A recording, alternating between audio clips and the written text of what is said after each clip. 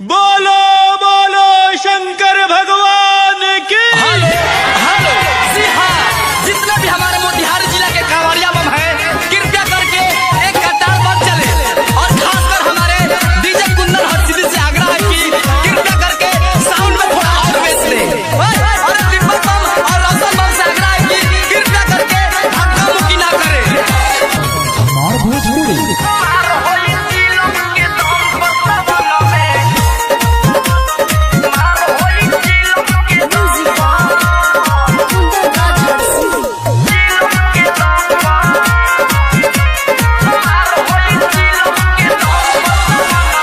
गड़ जाए रोड चाहे पड़ जाए फोड़ बाकी रुकी न हमरो कदमियानु हो।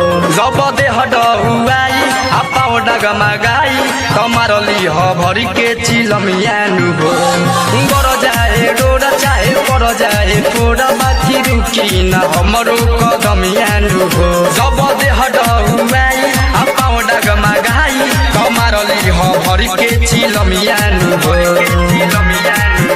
आज देवघर कदिहे धुआं धुआं धासु धनंजय पहुँची के मुहाँ साथे मुना विजय नइखे कुछ रुके भय कृपा कर दीना अरविंद रे अहन पर मार होई चिलम के दम पर सवन में मार होई चिलम के दम पर मार होई चिलम के दम पर सवन में मार होई चिलम के दम पर एवं धीरे धीरे लाइन में चहल ना तो झटका से गिर जाई जहल बाबे ऊंचा दे पहाड़ जीव डरेला हमार डरावा वजनी अपनाय लंप मार होई चिलम के दम पर सवन में मार होई चिलम के दम पर मार होई चिलम के दम पर सवन में मार होई चिलम के दम पर हमार भोजपुरी।